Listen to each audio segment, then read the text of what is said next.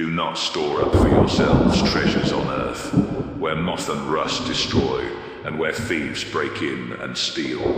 But store up for yourselves treasures in heaven, where neither moth nor rust destroys, and where thieves do not break in or steal. For where your treasure is, there your heart will be also. Imagine a whisper echoing through the ages, a secret carved into the stones of forgotten temples and murmured in the flickering light of ancient fires. The kingdom of God is within you, not a distant realm beyond the stars, but a hidden treasury pulsing beneath your skin, waiting to be unlocked. What if the greatest wealth humanity has ever sought, peace, purpose, power, lies not in golden hoards or celestial vaults, but in the shadowed chambers of your own being? This is no idle fable, but a truth so potent it terrified kings and mystified sages.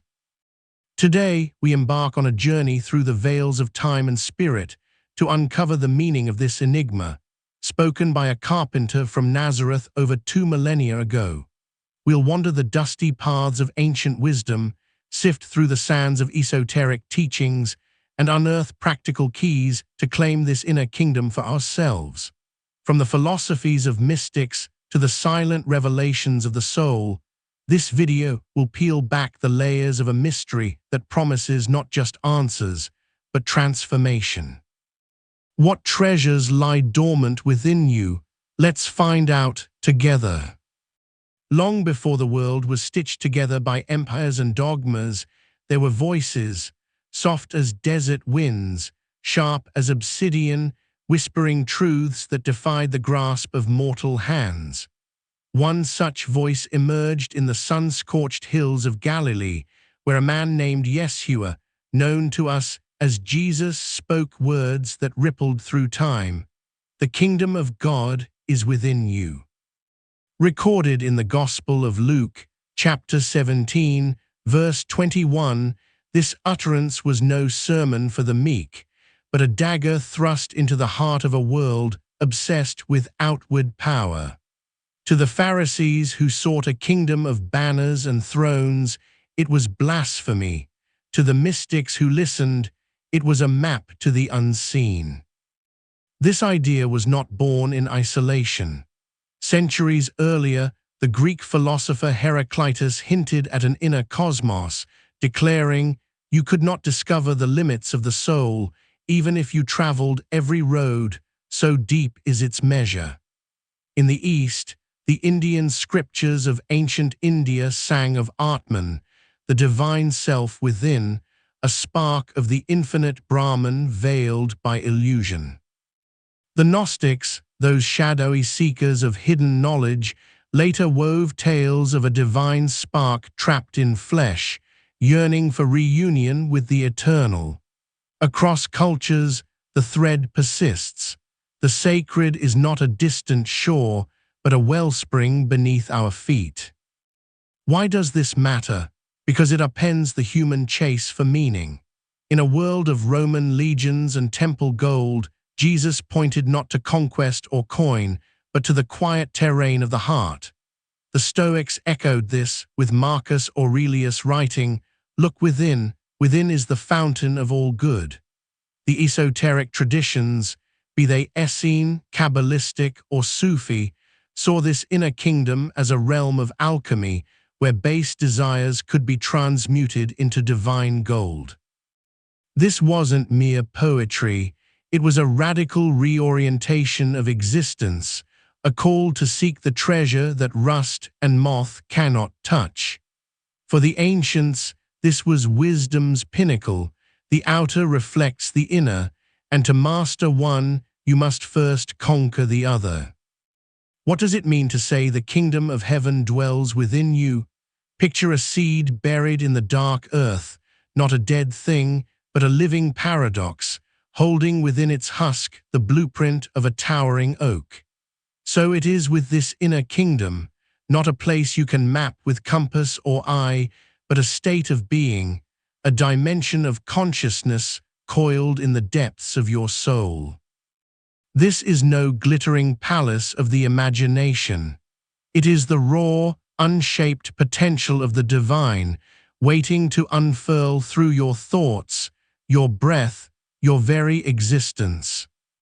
In the esoteric teachings, this kingdom is the spark of the eternal, a fragment of the infinite that took root when the universe exhaled its first note. The Gnostics called it the pleroma, the fullness of God trapped in the clay of flesh. The mystics of the Kabbalah named it the Ein Sof, the boundless light shimmering beyond form. Jesus, with his carpenter's hands and piercing gaze, stripped it to its essence. It is within you, not earned through ritual, not bestowed by priests, but inherent, like a river carving its bed through stone over eons. Yet this treasure lies veiled, shrouded by the dust of distraction, the clamor of ego, the rust of fear. Consider a mirror clouded with grime. The reflection is there perfect, whole, but unseen until the surface is polished. So too is the kingdom of heaven obscured by the layers we pile upon it, the need to possess, to conquer, to be seen. The ancients knew this. In the Taoist text, Lao Tzu wrote, "Empty yourself of everything, let the mind rest at peace." This emptying is the first key, not a loss, but a shedding of what binds us to the fleeting. The kingdom isn't found by adding more, but by peeling away, by turning the gaze inward until the noise falls silent and the eternal hum begins to rise. This is where the mystery deepens. The kingdom is both here and not here, present yet elusive. It's the stillness beneath a storm, the flame within a coal.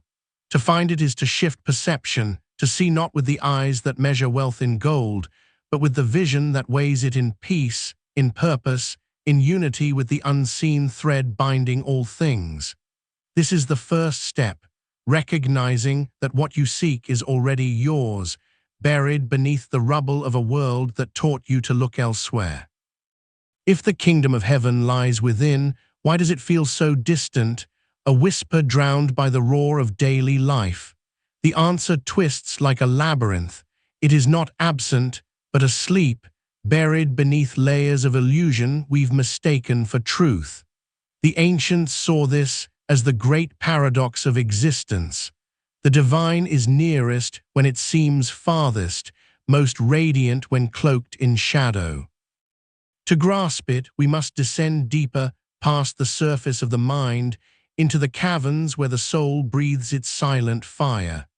This kingdom is not static, it is alive, a current flowing through the veins of your being. The Sufi poet Rumi likened it to a hidden flute, played by the breath of the divine, its notes unheard until you still the clamor of your own tune. But here lies the contradiction. This stillness isn't passive. It demands a fierce unraveling, a confrontation with the chains we forge from doubt, from desire, from the endless scroll of a world that sells fleeting glitter as gold. The Gospel of Thomas, a text shrouded in mystery, echoes this: whoever finds himself is superior to the world. To find the kingdom is to find yourself, not the self of titles or triumphs, but the raw, unnameable essence beneath. Yet there's a nuance the sages wrestle with. This inner realm defies possession. You don't seize it like a conqueror, you awaken to it like a dreamer stirring from sleep. The Upanishads speak of negation, not this, not that, a stripping away of what you are not to reveal what you are. This is where the esoteric turns radical. The kingdom isn't a reward for the righteous. It's the birthright of all, obscured by the lie that worth lies outside. Jesus hinted at this in parables: the pearl of great price, the mustard seed, small, overlooked, yet containing infinities. The treasure isn't vast in size, but in depth, not loud, but resonant. And what of its nature? It manifests as peace that pierces chaos, as joy that outlasts sorrow, as a knowing that silences questions. The Stoic Epictetus brushed against it. Freedom is not procured by a full enjoyment of what is desired, but by controlling the desire. This control isn't suppression, it's alignment, a tuning of the soul to the frequency of the eternal. The kingdom within is both mirror and flame. It reflects your truest face and burns away what blinds you to it. To dwell there is to walk the earth unshaken, for the center holds when all else crumbles. The kingdom of heaven within is no distant dream to ponder. It's a living force to claim, a treasure to unearth with your own hands. But how do you pierce the veil? How do you awaken what slumbers? The ancients left us tools, not of gold or steel, but of breath, silence, and intent, techniques to turn the inward gaze into a flame that illuminates the soul. Here are practical steps to begin this sacred excavation, forged in the fires of esoteric wisdom, yet simple enough for today. First, carve out a space of stillness, 5 minutes each dawn before the world's clamor seizes you. Sit as the mystics did, spine straight like a pillar bridging earth and sky, eyes half closed as if peering into a hidden realm. Breathe deeply, not with force but with purpose.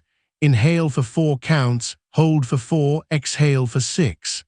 Let each breath be a shovel, digging past the noise, past the chatter of yesterday's regrets and tomorrow's hungers. The Buddhists call this breath focus, mindfulness of breath. It's the key to quiet the mind's restless tides. When thoughts rise like shadows, don't fight them. Name them thought and let them drift as clouds pass a mountain. Next, anchor your awareness with a sacred phrase, a mantra to tether the soul. Whisper, "The kingdom is within," or borrow from the desert fathers, "Lord, make me whole." Repeat it softly, syncing it to your breath. Inhale the first half, exhale the second. This isn't rote chanting, it's a pulse, a rhythm to align your being with the unseen current. The Sufis spun words into remembrance to awaken the heart. If distraction claws at you, return to the breath. Patience is the pickaxe that breaks the stone. Then reflect with intent. Each night, take a moment, pen in hand or eyes on the dark ceiling, and ask, where did I glimpse the eternal today? A kind word given, a quiet strength felt, a fleeting peace amid storm. These are the kingdom's echoes. Write them down, not to boast, but to map the treasure's contours. The Stoics practiced this as review, sifting the day for wisdom. Over time, you'll see patterns, cracks where the divine seeps through. Challenges will rise, restlessness, doubt, the pull of the mundane. When they do, stand firm, shorten the practice to 1 minute if 5 falter, but don't abandon it. The ego resists this inward turn, fearing its own dissolution. Counter it with persistence. The kingdom rewards the steady, not the swift. These steps, breath, mantra, reflection, forge a path to peace unshaken, a purpose rooted in the infinite. Begin tonight and watch the unseen bloom. We've journeyed through the mists of time and the depths of the soul, tracing a truth as old as the stars. The kingdom of heaven is no distant prize, but a treasure woven into the fabric of your being.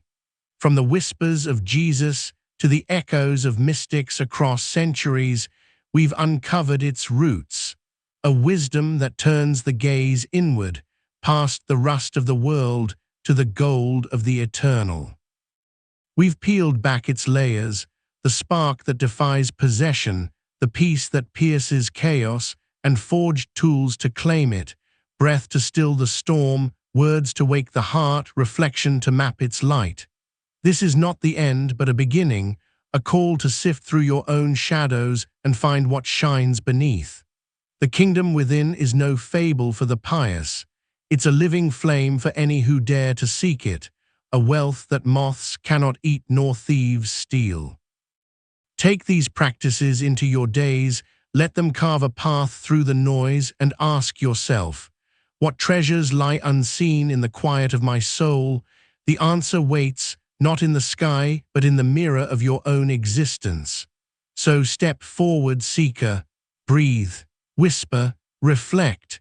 The kingdom of heaven is within you, not a gift to be won, but a birthright to be remembered.